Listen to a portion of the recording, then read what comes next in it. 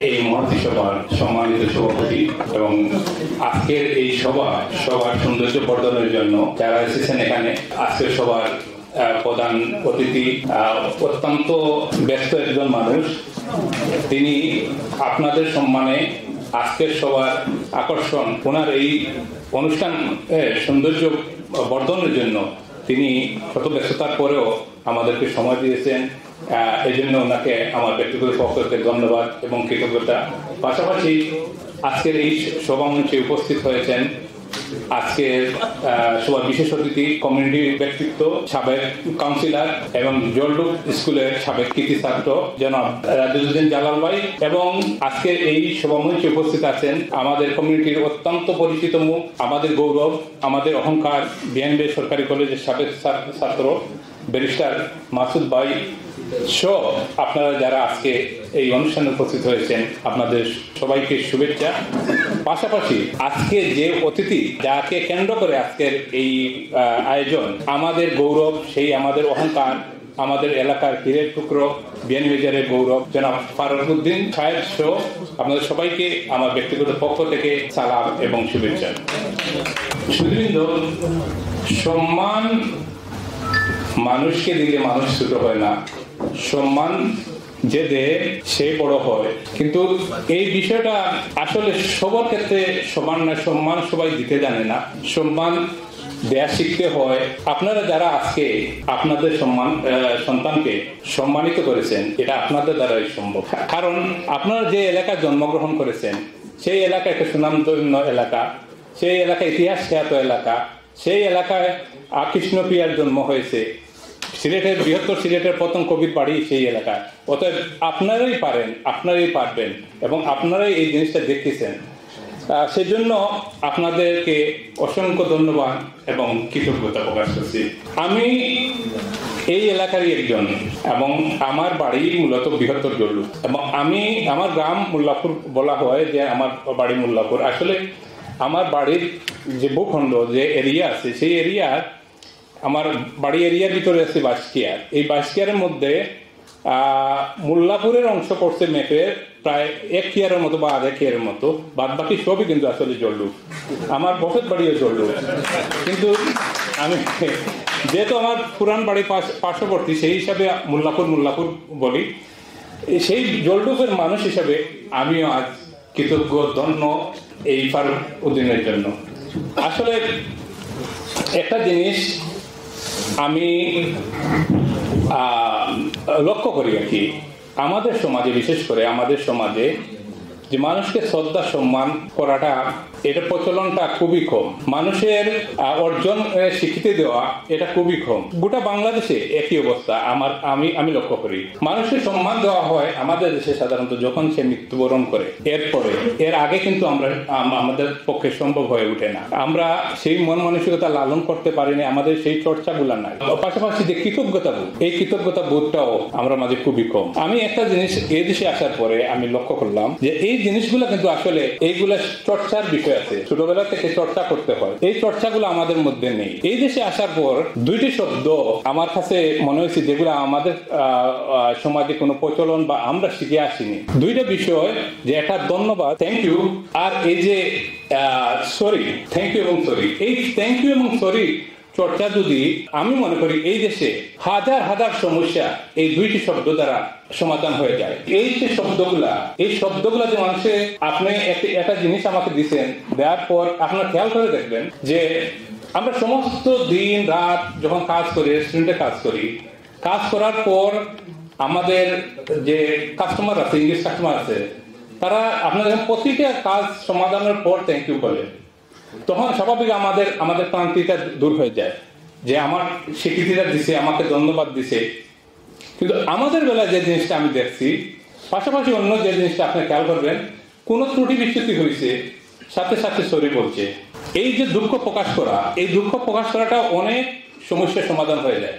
আমি একটা জিনিস লক্ষ্য করছি যে স্কুল থেকে শুরু করে পরিবার সহ আমরা আমাদের মধ্যে, আমি কোনোদিনও দেখি নাই, স্কুলেও শেখায় নাই যে কোনো কিছু করার পর, কারোর কাছ থেকে কোনো কিছু গ্রহণ করার পর থ্যাংক ইউ বলা বা ধন্যবাদ বলা, এই চর্চাটা আমাদের মধ্যে নেই। এই চর্চা আমরা চর্চা কোনোদিন করিনি এবং আমাদেরকে বলাও হয়নি। আপনারা কেউ বলতে পারবেন না যে আমাদের এই শিক্ষা দেওয়া হয়েছিল। আমরা যখন দেখেন আমরা পরিবারে কি করছি, এই পরিবার একই জিনিস, যেমন কেউ কোনো কিছু দিছে হাত কাছে নিয়ে গেছি, নিয়ে চলে গেছি, এই জিনিসটা আমাদের মা বাবা কিন্তু শিক্ষা দেয় নাই, তেমনি শিক্ষকরাও শিক্ষা দেয় নাই। এই দেশে আমি এসে দেখলাম যে জিনিসটা, যে আপনারা দেখেন রেস্টুরেন্ট যখন আপনারা কাজ করতেন, যারাও কাজ করতেন খেয়াল করে দেখবেন, তাদের ছোট বাচ্চা যখন নিয়ে আসে, আসার পর যখন তার খাওয়া দাওয়া শেষ করে রেস্টুরেন্টের নিয়ম অনুসারে কাস্টমারকে আকর্ষণ করার জন্য তার ছোট বাচ্চাদেরকে চকলেট দেওয়া হয়। এই চকলেট দেওয়ার পর, এই ছোট ছোট বাচ্চা দেওয়ার পর মা বাবা বলে সে সামথিং, সে সামথিং, এই সে সামথিং করে থ্যাংক ইউটারে তারা চর্চা করায়।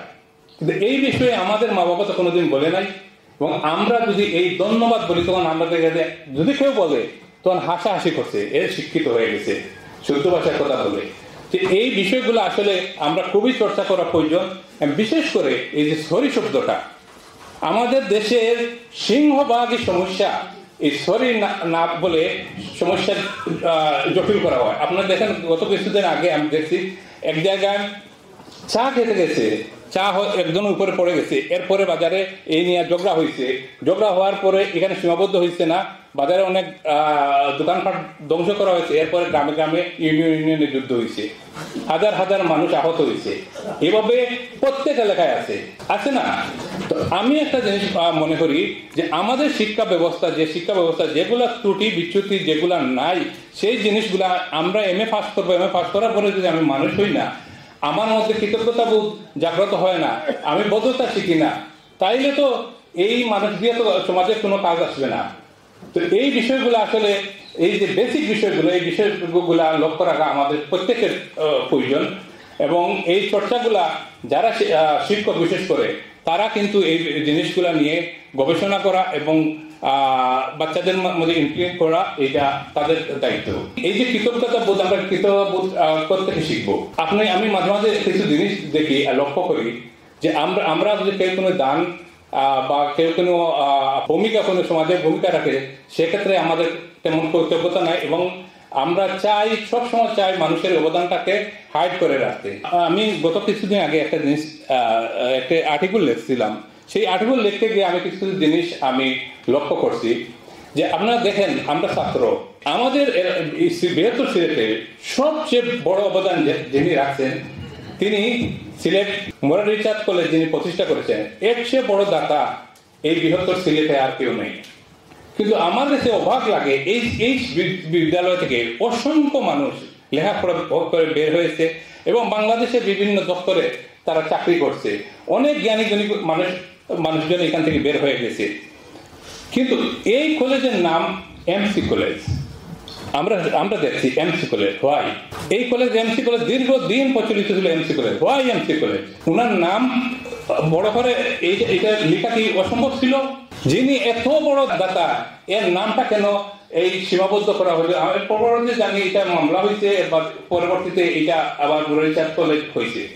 আপনারা আসুন, বিয়ানীবাজারের সবচেয়ে বড় অবদান যার শিক্ষা প্রতিষ্ঠানের ক্ষেত্রে, এই মানুষ হচ্ছে এই প্রবন্ধকের বংশধর পবিত্রনাথ এবং প্রবন্ধনাথ।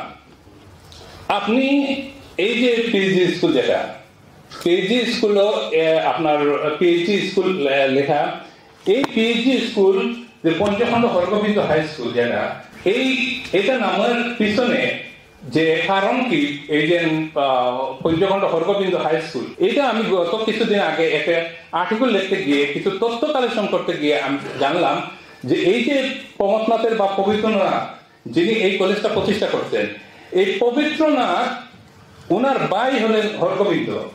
এই পবিত্রনাথ হরগোবিন্দ ছিলেন নিঃসন্তান।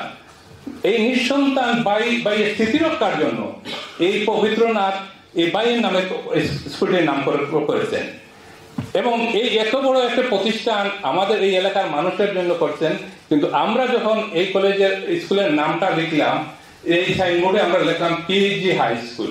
যে মানুষ তার ভাইয়ের স্মৃতি রক্ষার জন্য, নিঃসন্তান ভাইয়ের স্মৃতি রক্ষার, তার নামটা উজ্জ্বল করে রাখার জন্য তিনি লিখেছেন। কিন্তু আমরা কি করলাম, আমরা কিন্তু এটা ছোট মন মানসিকতা বহির্প্রকাশ করেছি পিএইচডি স্কুল এখানে সাইনবোর্ডে লেখছে। তো এইটাও আন্দোলনের পরবর্তীতে এখন পঞ্চখণ্ড হরগোবিন্দ হাই স্কুল লেখা হয়েছে।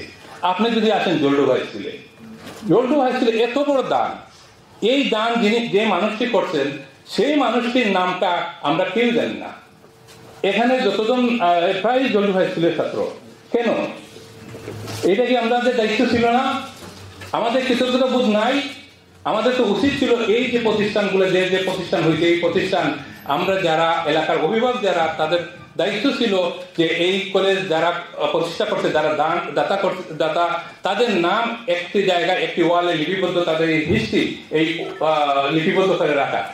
এখান থেকে আমরা জানা এবং বাচ্চারা ভবিষ্যতে এরা দাতা লেখাপড়া করে যে মানুষের প্রতি যে দায়িত্ববোধ পালন করা, বা মানুষ কত বড় দাতা হতে পারে সমাজের জন্য, এই জিনিসটা তো এইখানে যদি ইতিহাস না থাকে, লিপিবদ্ধ না থাকে, জানতে পারবে না যে একজন মানুষের এত বড় দান সমাজের জন্য করতে পারে।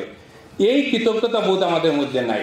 আমি সবচেয়ে বেশি আরো বড় অবাক হয়েছি যে গত কিছুদিন আগে আমাদের এই জলডু হাই স্কুল একটি টর্নেডো হয়েছিল। এই টর্নেডোর সময় এই কলেজটা ধ্বংস হয়ে গেছিল।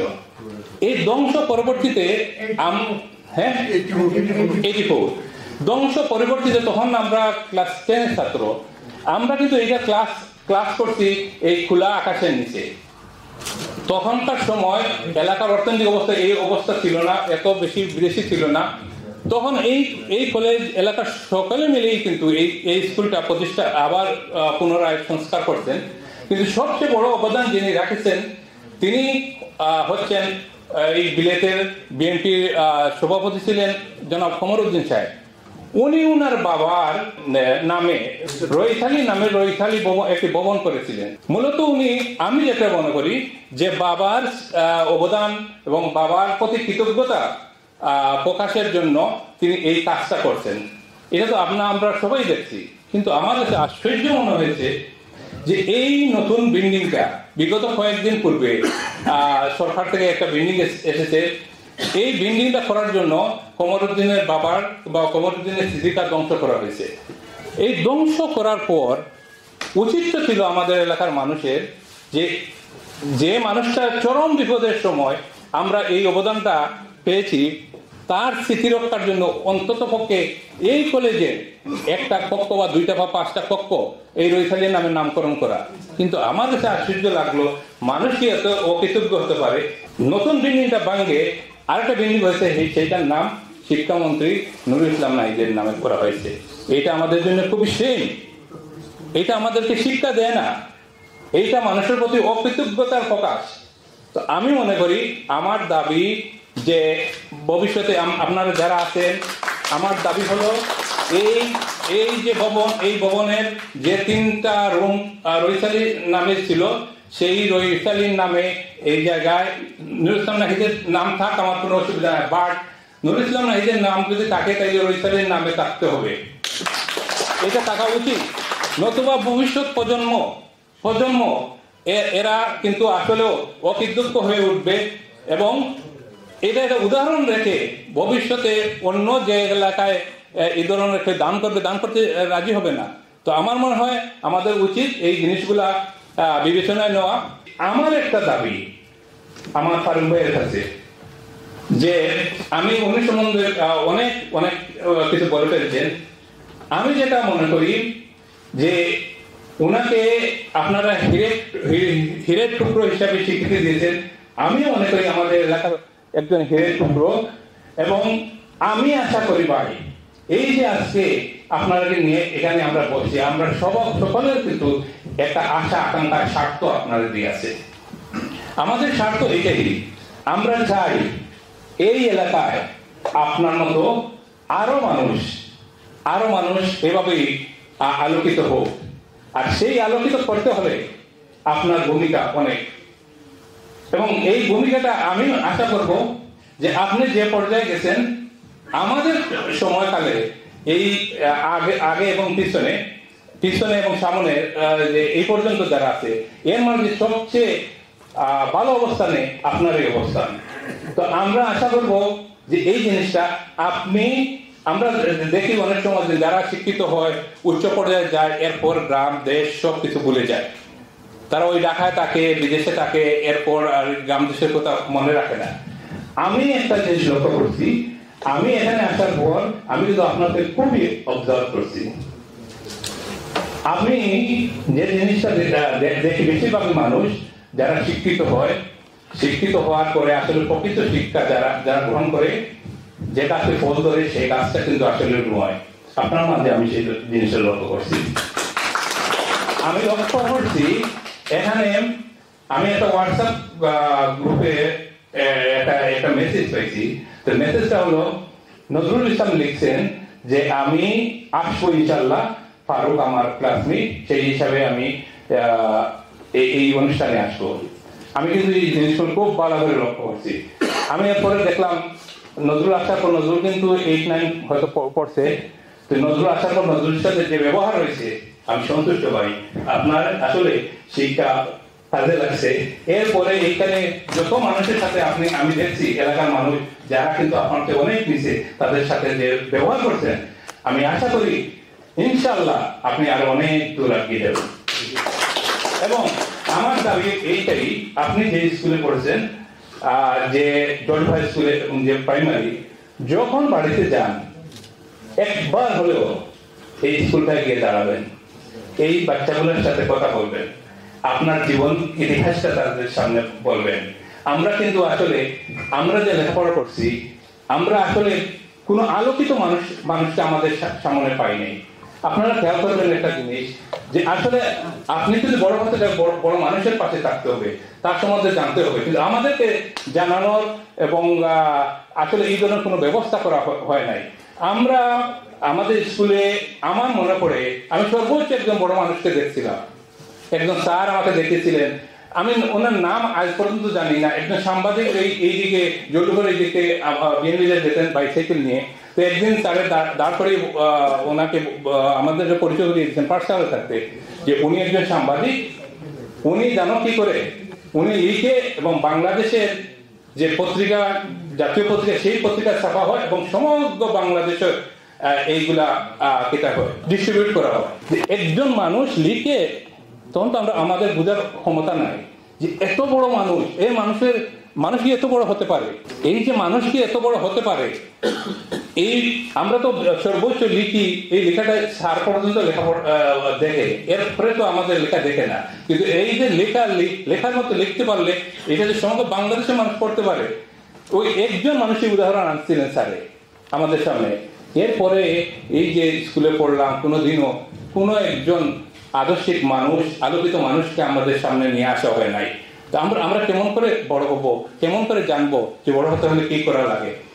আপনাদের কাছে আমার একটা অনুরোধ জোড়ো করে আপনাদের কাছে অনুরোধ, এই যে স্কুলে আমরা বিভিন্ন অনুষ্ঠান করি, আমরা সামান্য পয়সার জন্য আমরা ওই গ্রামের ওই চেয়ারম্যান দাঁড়াবে এইরকম মানুষ আমরা প্রধানমন্ত্রী করে নিয়ে আসি, তার কাছ থেকে 20,000 15,000 টাকা, এই পয়সার জন্য তাকে প্রধানমন্ত্রী করি। এখন একটা জিনিস খেয়াল করেন, আপনার বাচ্চাকে শিক্ষিত করতে চাচ্ছেন, সে আলোকিত মানুষ হবে, বড় মানুষ হবে, তার কাছে তো এইখানে এই মানুষ হয়তো লেখাপড়া নাই, তাকে 20,000 টাকা দিয়ে প্রধানমন্ত্রী করা হয়েছে, তো এখানে তো তার কাছে রোল মডেল হিসেবে ওই মানুষটাই তার সামনে, সে তো এইখানে প্রধানমন্ত্রী যদি হতে পারে এটাই তো যথেষ্ট, সে এই প্রতি অনুসরণ করবে। সেইখানে যদি আপনি ফারুকুদ্দিনের মতো মানুষ বা অন্য কোনো মানুষ আনেন আর তার সামনে তার জীবন হিস্ট্রি শুনান, তাহলে সে তার মতোই হওয়ার চেষ্টা করবে। তো অনুরোধ আমার, আপনার এই সমস্ত অনুষ্ঠানে আপনারা অনেকে ফাইন্যান্স করেন বা দেশে এই ধরনের অনুষ্ঠান করান, আপনার এই ধরনের মানুষকে আপনার বাচ্চার সামনে এই যে নিয়ে না আনার জন্য আমি অনুরোধ জানাচ্ছি। আর ফারুক ভাইকে বলছি, আমি বিশ্বাস করি যে আপনি যদি এই স্কুলগুলোতে যান, তাহলে আমরা কিন্তু আপনার জীবদ্দশা দেখবেন, আপনার মতো আরো মানুষ এখানে সৃষ্টি হবে। আপনাদের সবাইকে ধন্যবাদ এবং কৃতজ্ঞতা। লন্ডন থেকে প্রচারিত কোটি প্রবাসীর কণ্ঠস্বর 52 বাংলা, 52 রক্তস্নাত প্রতিশ্রুতি আমাদের স্পন্দন, মহান মুক্তিযুদ্ধ আমাদের চেতনার উৎস। 52 বাংলা টিভি, বাংলা সংযোগ দেশে দেশে, কানেক্টিং বাংলা গ্লোবালি।